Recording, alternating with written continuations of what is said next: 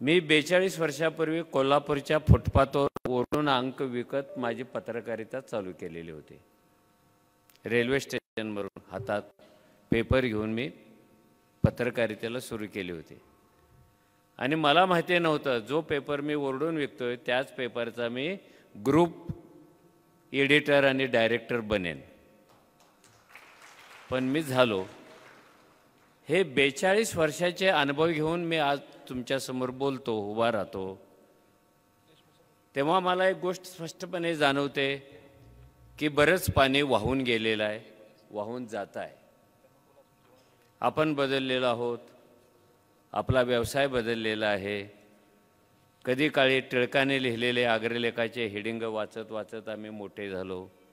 पत्रकारिता म्हणजे सेवा, पत्रकारिता म्हणजे समाजकार्य, त्याही सापळ्यातून आपण बाहेर पडून आपण व्यवसाय चालू केला, आपण धंदा चालू केला आणि आता आपण नफ्या तोट्याच्या एका बाजारात उभे आहोत। हे पहिल्यांदा समजून घ्या।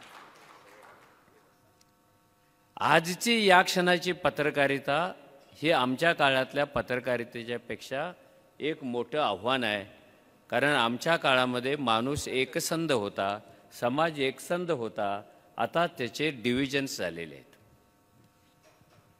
एका माणसाचे किती डिव्हिजन असू शकतात, किती कणाकणात त्याचं विभाजन होऊ शकतं आणि त्यातल्या प्रत्येक कणासाठीची पत्रकारिता करण्याची जबाबदारी आपल्यावर आलेली आहे।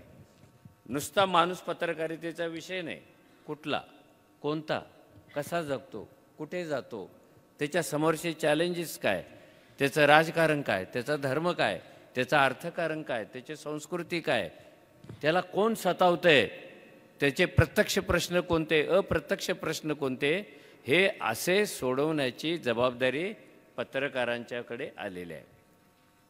आणि पत्रकारांनी ही जबाबदारी स्वतःहून घ्यावी लागते, त्याला कोणी इन्व्हिटेशन कार्ड देऊन घेऊन जाण्याची गरज नाही आहे। पण मला असं दिसतं हे जग इतकं स्पीड घेऊन चाललेलं आहे की ह्या जगाचा स्पीड मोजता येत नाही। म्हणजे मी अनेक वेळा परदेशात जातो, 30-30 मजली इमारती असतात। पहिल्या मजल्यावर जेव्हा लिफ्ट जाते तेव्हा मोबाईलवर आपण कुठला तरी पेपर वाचतो आणि 5व्या मजल्यावर लिफ्ट येईपर्यंत त्या पेपरची एडिशन बदललेली असते। काय स्पीड आहे!